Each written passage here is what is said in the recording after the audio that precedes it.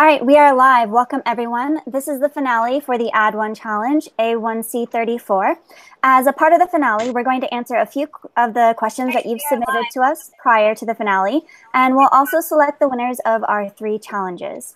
Before we get started, I want to take a moment to give our panelists and finalists an opportunity to introduce themselves. Today, our polyglot panel includes Kevin Morehouse. Kevin, do you want to take a second to introduce yourself? Yeah, hi everybody. I'm Kevin. I'm a experienced language learner, veteran of 5 Add1 challenges. I did Add1 challenge 5, 8, 10, 12, and 26. 3 for French, 1 for German, 1 for Korean. So I'm very experienced with the Add1 challenge and all it has to offer, and it's one of my favorite language learning, resources, communities, what have you, across the web. I'm just glad to support. And then, I just generally do writing on many language learning blogs across the web. So you'll see me in all sorts of places. And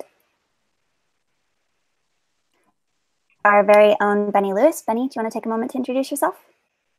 Yeah, I am the resident Fluent in 3 months clown. I like to troll people. I like to pretend like I'm cool. I like to dress myself up for special occasions. And I like to come up with nice ideas whenever I can. And that is me in a nutshell. I've, of course, started Fluent in 3 months, and I'm very happy to have taken over that Add1Challenge from Brian. And it's great to see how amazing everyone's been doing. Looking forward to giving you guys some help with any of your questions today. All right, so we have 8 total finalists in this Add1Challenge. From Group A, we have Charlotte, who's joining us a little bit later, Hercules, and we also have Marco. And then in Group B, we have Chas, Laura, and Mark. And in Add1 Advanced, we have Rodolin and Carlos. So in brief, I'm going to go in the order that I see you, so I'll call out your name, but let us know your full name, or just your first name if you are not comfortable sharing your full name, what language you learned as a part of the challenge, and what the biggest thing you got out of the Add1 challenge was. So I see you first, Carlos, so why don't you go ahead? Your microphone's muted.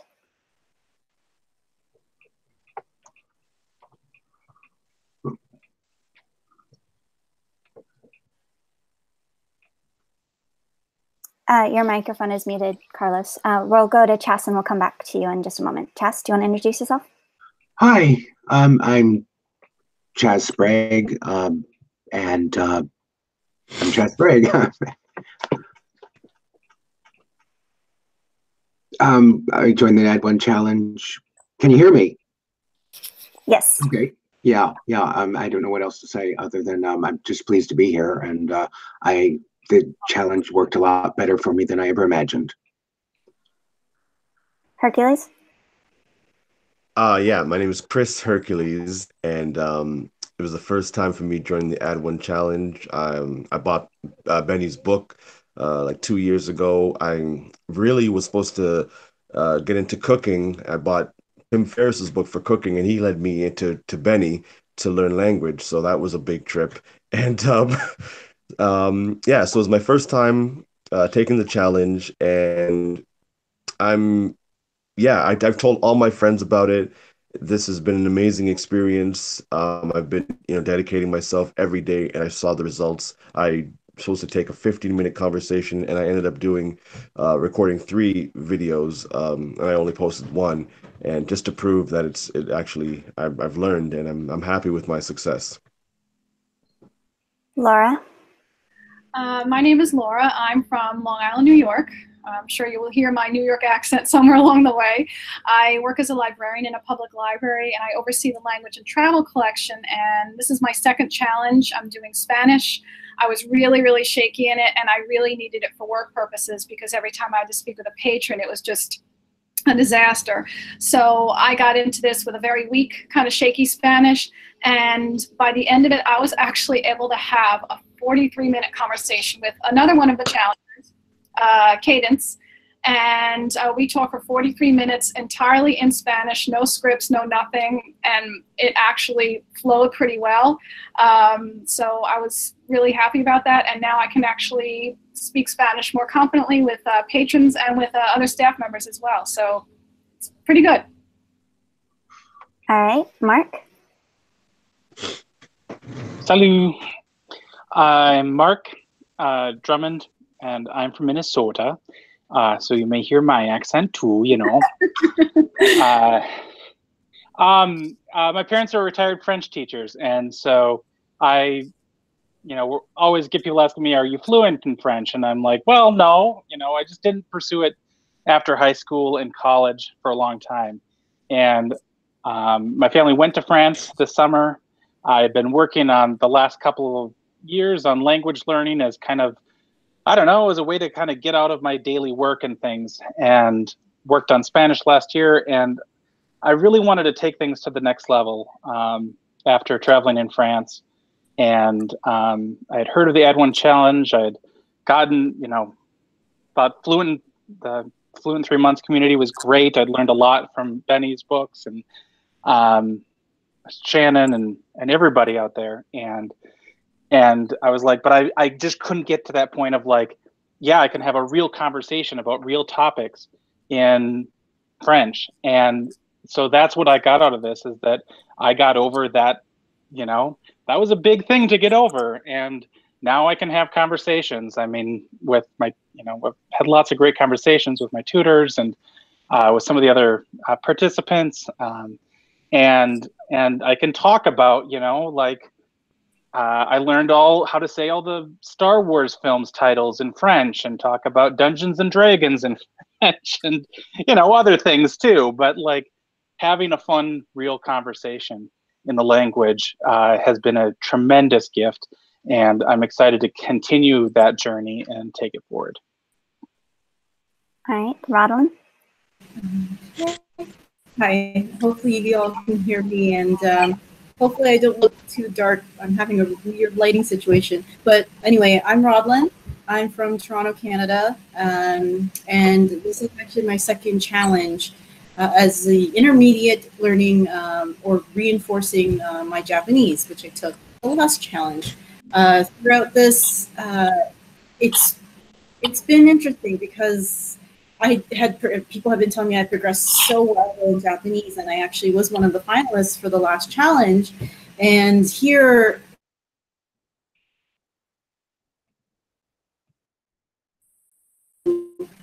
get past that. So I felt like I had plateaus, but I still had fun. And I didn't do much studying in the, I guess in the traditional sense, but I still kept up with my language partners even after the challenge the first time around. And so I actually still keep up with them.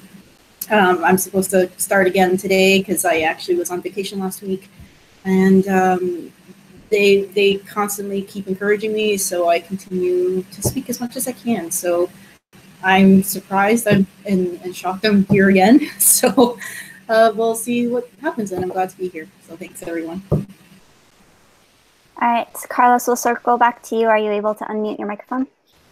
Yeah, can you hear me now? Yes. Okay, great. Yeah, I'm not in the best place right now. I'm in a rental car near the airport, somewhere in the middle of France. So these are not the best conditions, or well, this is what we have. So hi, everybody. I'm Carlos Vera. I'm from Madrid. I'm Spanish. This is my second Add1Challenge. I did my first Add1Challenge at the beginning of the year, and I was studying Chinese. And then after I did HSK4 in July, I decided to take a break, and at the same time, I had an opportunity to go to France for work. So I started this second Add1Challenge, and it's been great. It's been really good. I've spent the last month in Orleans, near Paris, and basically I've been working in French most of the time, except when I was working with Spanish colleagues or some other nationalities. So I'm very happy with the results. It's been a great challenge. I agree with Brian. I think this is one of the best language learning resources that we can find around. Excellent. Thank you so much. So what we're going to do is we're going to go ahead and open it up to all of the challengers that are here on the call to ask Benny, Kevin, and myself any questions you may have about language learning. So if you have a question, you can type in the little chat on the side to let me know so I can unmute you. But if one of you wants to jump in first with a question, feel free.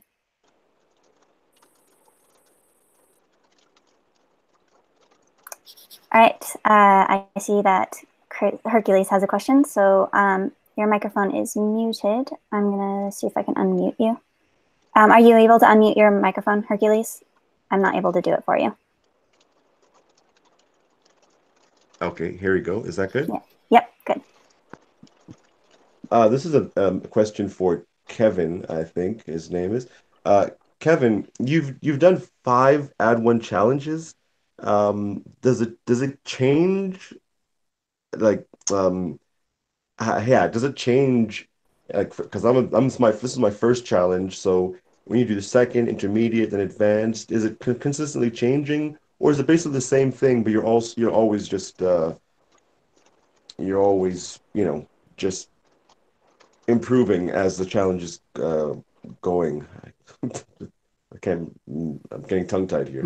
I think you're exactly right with the second thing you said, where it's not that the challenges change substantially. It's just that you get better, and then with each new challenge, I mean, you have different people learning with you, and people with different skill levels relative to your own.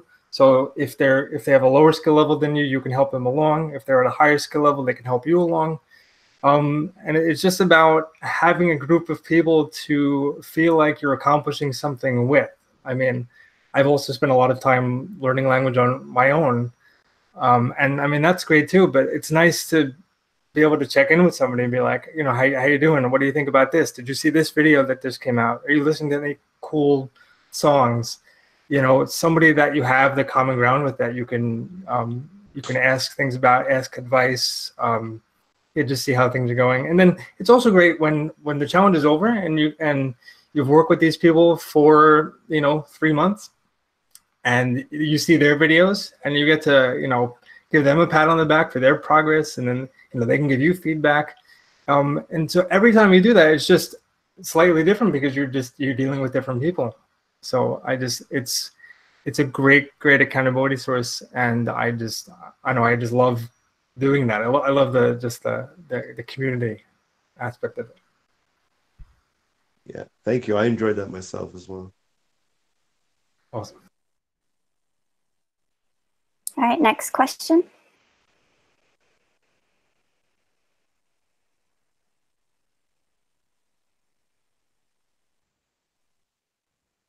Carlos, go ahead. Make sure you unmute your microphone. Okay, yeah. So after this kind of like all these challenges or these 3 month periods when you are studying like very intensely and having a very intense time, what do you do at the end before you start your next project? I can take this before you guys want to jump in if you like. Essentially, since I've had so many projects, especially with the intensity that are pretty much the exact same as what you guys have all done for the Add1 Challenge, I find if I try to put myself straight into the next project immediately, I'm going to burn out.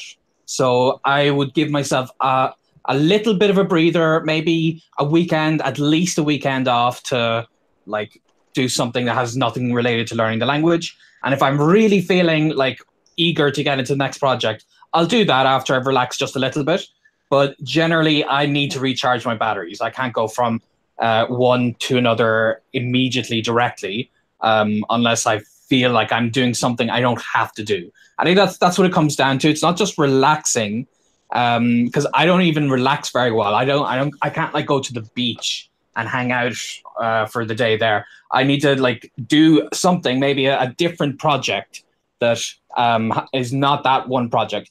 And then I feel like I giving myself enough of a break that I come back to it thirsty for more, and genuinely I really enthusiastically want to get back into the project. Whereas if I go from one to another immediately, then I personally would kind of get frustrated at the concept of language learning. So little breaks always help me out a ton. But then otherwise, in terms of maintenance, once I've had that quick break, I would try to get into a routine as quickly as possible. If I'm not doing an intensive project, I try to get into a routine with my maintenance. So I'm back to my normal everyday life, but I'm still setting aside a certain amount of time to go to one or two particular languages in particular that I wanted to focus on more, and then switching to the others if I can. That makes sense. Yeah. Kevin, do you want to add anything? No, basically just going to echo what Benny said. I mean, Carlos, you've already, built this habit through the 90 days. So you might not want to keep going at the same intensity, but you're going to want to at least maintain your French. So yeah, start dialing it down if you want to dial it down. See what feels comfortable, and then make sure that that's still an everyday thing that you do. And then once that is firmly rooted into your daily habits, then moving on to other projects isn't going to feel like a big deal, because learning French every day is going to be part of who you are.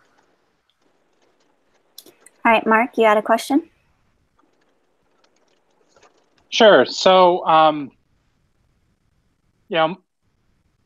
my understanding of like the actual term like Add1Challenge is that if you want to speak multiple languages, you start by adding one, right? So I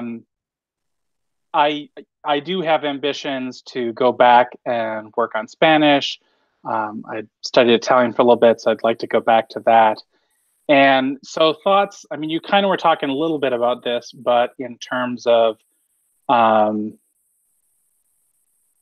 how to do that maintenance when you get to the point where you're actively doing something else.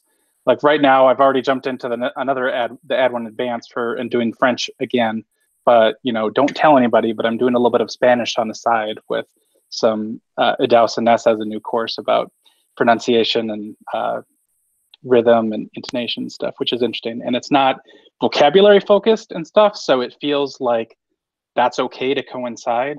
But like is it more doing passive things like watching a TV show in the maintenance language?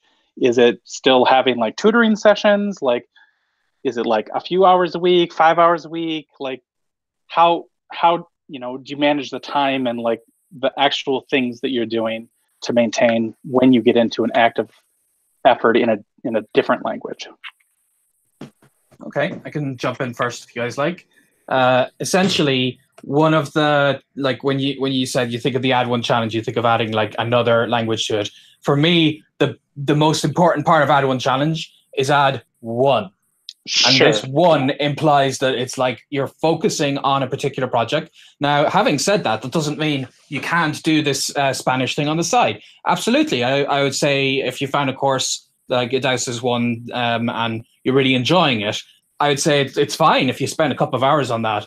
I would just accept ahead of time that your focus is the other language, and that it's more like you're, maybe at the end of your day, kind of want to break from this language. So it's more to wind down, and you're accepting ahead of time that for the next months, you will, of course, learn Spanish. You'll improve your Spanish, but that's not the point of these next months. You're not actually going to have like really solid targets in Spanish. And maybe there are people here who would be able to have multiple projects going on at once, but I found I can't even juggle two completely unrelated projects. Like I can't have an intensive language learning project while I'm also trying to get fit and train for a marathon or something. So I found that for me personally, I need to have one project, and I could still fill the time with other stuff. And I do that. I do have my downtime, just try to like ahead of time in the week, plan out what my main project is and fill that time first. Like if you have a calendar, set aside time first for your main project. And then if you have time after that to like watch a Spanish TV show or something like that, go for it. Absolutely. As long as you are keeping the priority thing going forward. Kevin? Okay. Yeah, Mark, you mentioned about passive activities, and I think you're exactly right. Particularly if you're not at a point where you just want to keep improving your French like actively or heavily, then doing passive activities and replacing your active learning time with passive activities will at least do a good job of maintaining your level. So finding movies you like, finding YouTube channels, television shows. I mean, luckily, French has a ton of that stuff. So I'm sure no matter what your interests are, things you like to do, you'll find a lot of it in French. So that's another recommendation I make too. I mean, if you like to spend your free time in other ways that aren't directly involved in language learning, like with reading or cooking or what have you, find a way to do those things, but in French, and then you'll be able to kill two birds with one stone, because it won't feel like studying. It'll just feel like doing what you normally do, but just all the words are French words. Cool. Thanks. All right, Laura, you had a question? Yes, so my question is about momentum. So as I mentioned, this is my second challenge. The first one I did Spanish, and I felt like I still really needed a lot more work in the Spanish, so I kept going with it for this challenge. And I got up some pretty good momentum. I would say that's the biggest thing that I got out of this challenge is momentum. I got a really good head of steam going, and the accountability to myself is something that I check in with every day, and I'm really proud of that, because the crushing guilt that descends upon my shoulders if I don't do at least something is enough to really, it keeps that it's almost like a metronome in music. It just keeps that beat at your back. But the challenge I'm currently doing is this is my third one. I'm currently in my third one. And I thought I would do Korean because I work in a library with a lot of different speakers of other languages in there, and we have a lot of Koreans coming in. I worked this past Saturday, and every Asian person that I talked to or saw there was speaking Korean. So I thought, okay, I haven't done anything with Asian languages. I kind of want to try. I was sort of like bitten a little bit by the bug, and I haven't really done much of anything. I did like 1 or 2 days of study.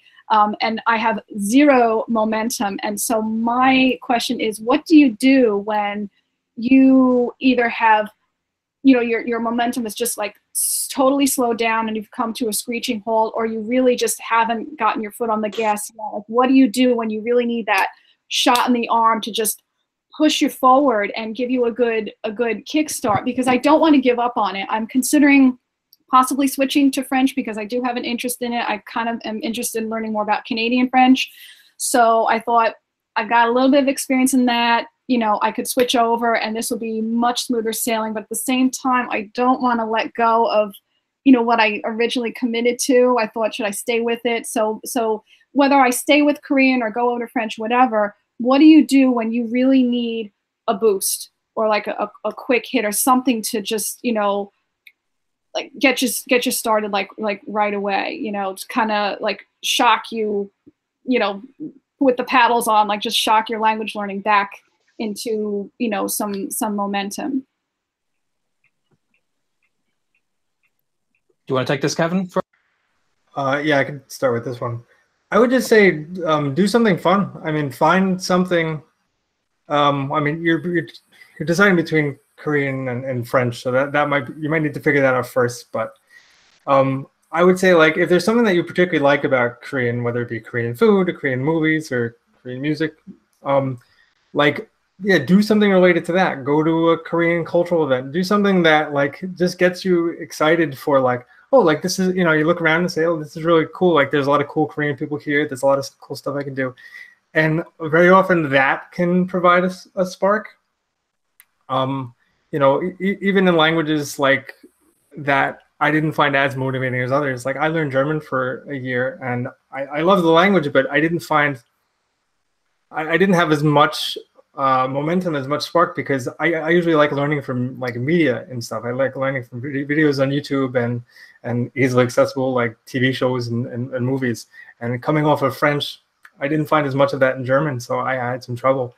And so the way I always try to alleviate that is to find something that you can really like emotionally kind of attach yourself to.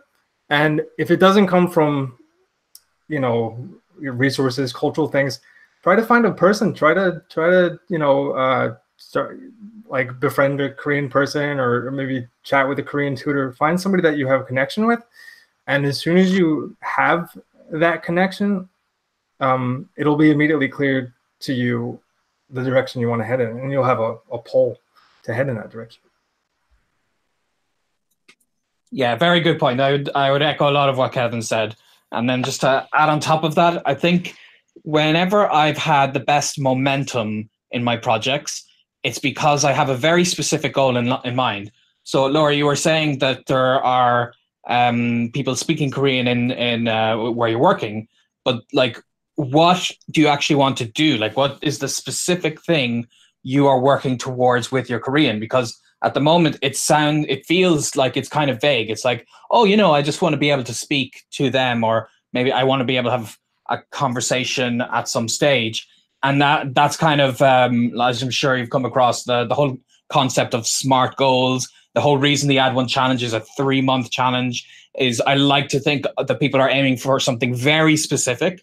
And if they're just thinking, oh, I want to speak the language, then I would get them to reconsider and to have something that really motivates them. Because whenever, like, and the reason a lot of us might not have done well in school in languages, certainly me, is because I didn't have any real motivation. It was just maybe I'd get higher marks to get into college. And I think you might need to inject that, because that makes it so that you're not losing your momentum. Whereas you have that in your other language projects, and that's why it's so easy to be passionate about it when you're switching back to those languages. So with Korean, like Kevin was saying, you make it more fun. You try to use materials that inspire you, maybe go to social events where you see Korean used in more natural contexts, and you don't have the same kind of pressure that you would have at work. And anything along those lines will change its what it represents in your mind. Because right now, Korean represents a nice idea, but nothing fun to get you to that point, and nothing to work towards. So that's what I would suggest. All right, we have a question from one of our Add1Challenge 36 challengers, Kyle. He says, I am only 3 weeks into my first challenge and still exploring a number of different approaches to language learning, seeking the methods that will work best for me. For those of you who have done 2 or more challenges with the same language, do you find that your routine and methods are more consistent? In other words, did you find your holy grail of language learning? So this question, yeah, challengers or Benny or Kevin, you guys can take this question. Challengers, if you feel you have something to contribute to. Okay. Yeah. I mean, I'll just start. I would say, I mean, the resources and tools you use are never going to stay the same for the entire time you're learning a language. As you get better, the things you do are going to change. The resources that challenge you are going to change. So you've kind of always got to constantly be not on the lookout. You don't want to actively be looking for resources all the time. You do need to focus, but you do need to have one eye towards what am I going to do next? What seems like a good resource? What do I want to do? Do I want to be a better reader? Then what resources can I use progressively to get there? Can I start with a bilingual reader and then move on to like a book of short stories in whatever language I'm learning, and then on to a novel? There has to be a progression of resources that will improve your skills and challenge you as you go along. So you kind of have to. It's like when cartoon characters are going off of a cliff. They're on like a railroad and they're going off a cliff, and they have to build the railroad as they go along, or else they're going to fall down into the abyss. You kind of have to build the track in front of you as you go.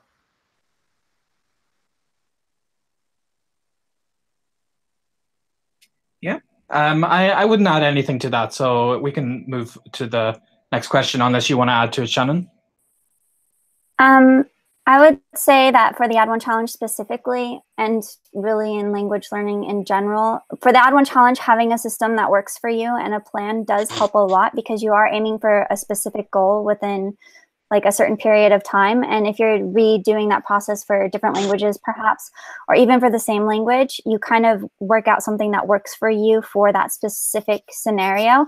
But outside of that, for other language projects, I would say that it continually evolves. I can't say that I'm doing the same thing today that I was doing 6 months ago in any of the languages that I've studied. So like Kevin and Benny said, it does change, and you do kind of need to adapt as you progress, because what worked for you as a beginner won't work for you in later stages.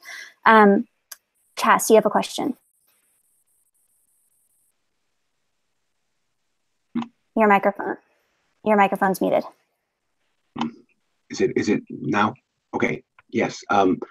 I've reached a point where I've been studying in a community college class for years, and during the challenge, I realized it supposedly was 5 years, but when you measure it in hours, it was maybe 2 months worth of study, and probably wasn't studying in the most efficient way. But I did learn a lot of vocabulary, but the challenge made me speak more, and what I discovered is that I may know a lot of words, but I'm not really using them correctly. I'm still in that mode of I want to say something, so I think about what it is in English, and then I try to say it in Spanish, and what I end up with is a sentence constructed in an English way full of Spanish words, and sometimes people understand, and sometimes they don't, but all right, so I'm communicating like a caveman now, but I don't want to get stuck there. I don't want to get caught in bad habits of, trying to construct my sentences wrong. I think I need to move from composing in English and translating it into Spanish to just composing in Spanish with Spanish grammar structure. And I'm just looking for the best way to do that. I tend to be the kind of person that hasn't always enjoyed conventional grammar learning. So I'm thinking, I see what I have to do. I know I have to move away from translating, and I have to better understand how sentences are constructed in Spanish and start using that. But my question is, what advice do you have for somebody like me who doesn't really thrive on conventional grammar? I can jump in here if you like. So essentially, if you've successfully learned individual vocab words up to now, then that's going to make sense that you're effectively translating word for word from the English. What I would highly recommend you do is consider getting into learning phrases. So this is like the step before grammar. And this is something I do because I'm the same. I can't really stand grammar until I'm at the intermediate stage. When I'm a confident intermediate speaker, then grammar's great. I'm very happy to take a dense grammar book. But as a beginner, maybe what I need is to see entire phrases. And then you would actually intuitively start to pick up the grammar as you just learn those phrases. So if you, instead of learning like where and then library, if you just learn the whole phrase, ¿Dónde está la biblioteca? Then you can literally just replace that final word with whatever else you're going to learn. And maybe you might learn it with its, like you might not get the gender right. That's fine. You're just starting to piece things together. You don't want to get every single grammar feature right at the start because that's too much to have to deal with.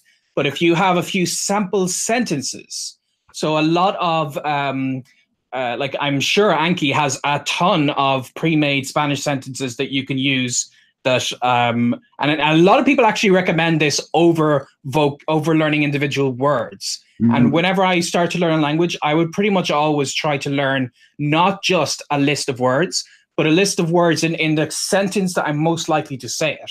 So I wouldn't learn Irish. I would learn, or Ireland. I would learn, I am from Ireland. I would learn the whole thing because that's when I'm most likely to say it. And because I'm learning it from a database that would have been approved by natives in some form, it's already got good grammar. So I don't have to worry about deconstructing that grammar. But then I have these phrases. And the great thing is, with enough exposure to those phrases and enough attempts to use them just as they are, even if you don't understand everything happening in the background of them, you will start to build a natural understanding of the grammar. And that means that later on, when you do come to a grammar book, it's not like it's all new to you. You'll just see it laid out, things that are familiar already. And of course, you'll stop using English word order and that kind of thing. Thank you. Perfect. Kevin?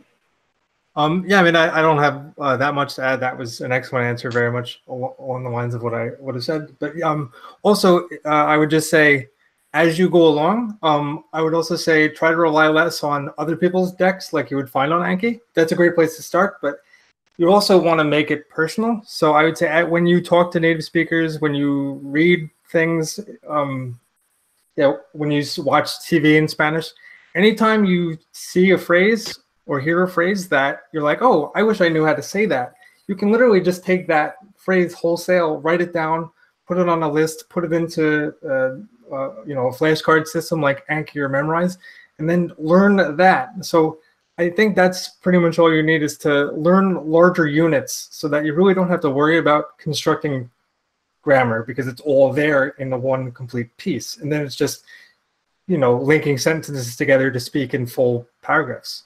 Yes. Good. Thank you. All right, we're going to move into the moment of the finale that I'm sure you all have been waiting for. But before we announce the winners, Kevin, Benny, do you have any final words of advice for our finalists?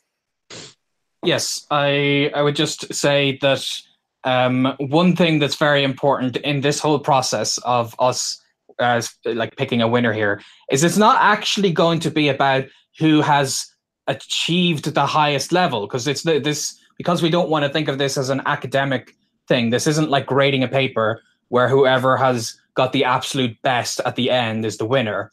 This for us is always going to be about the process. And there are many different reasons why. And I just want to make it very clear to everybody who may not have their name picked from their group that we actually, before this call, we're talking about every single person, and we were impressed with a lot of things. And it has been a very difficult decision.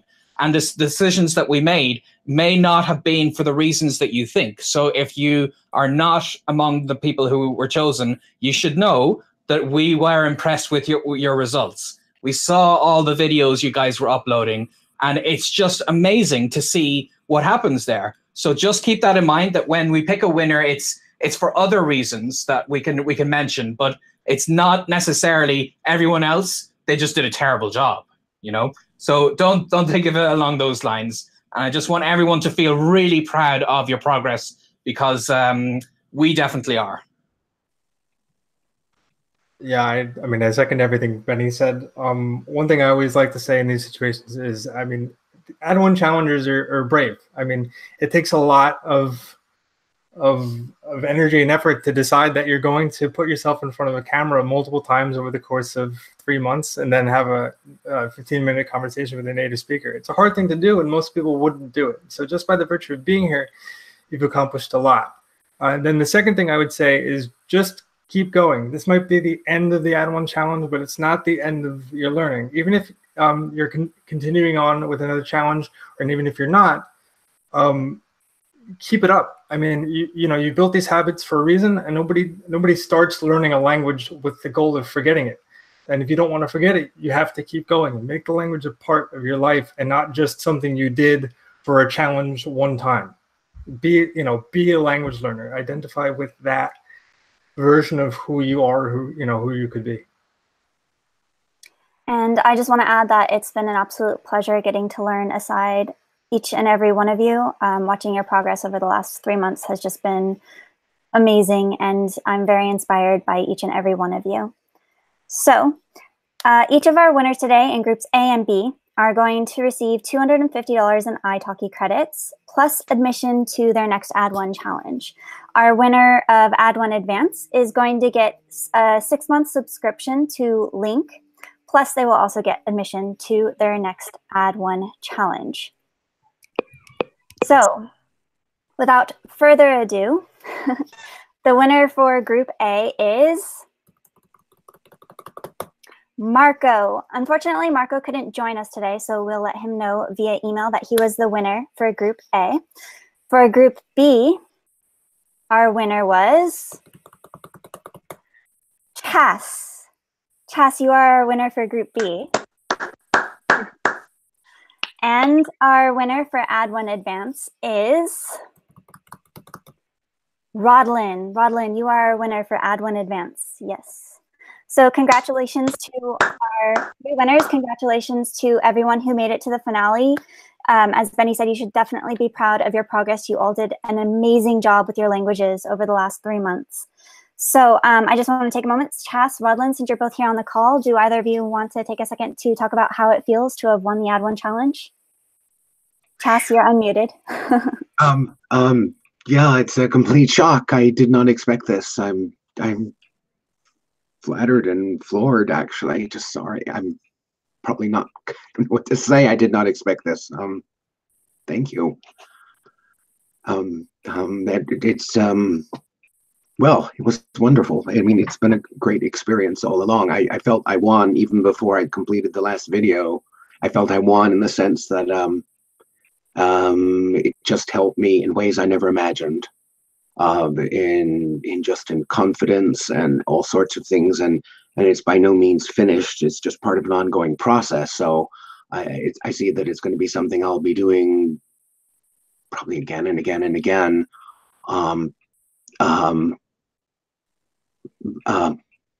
Yeah, but I'm kind of speechless right now. I just didn't expect this, but thank you. Thank you. Rodlin, did you want to say anything? You're muted. Okay. Yeah, I'm just echoing Chaz right now, and completely shocked. I mean, it's my second time, so I just coming again and actually still keeping up with Japanese for an advanced stage. It was a huge challenge, considering I only knew how to read the kana, or the Japanese alphabet, when I started, and now I can hold up a 1-hour conversation with some pauses here and there, but a lot less than when I started. So, and yeah, it's shocking. And I apologize for my cat walking by the screen every so often, but but yeah, it's I've never won anything before except maybe a $2 lotto ticket. So this is awesome. Thank you.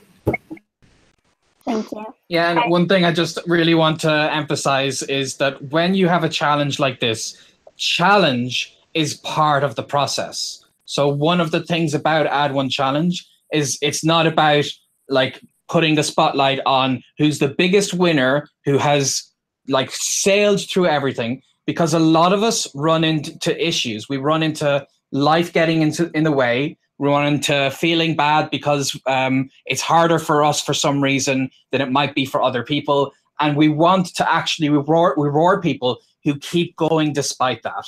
So that's kind of what we want you all to take from this, that as you go forward in other Add1 challenges and in your own personal projects, that life will get in the way.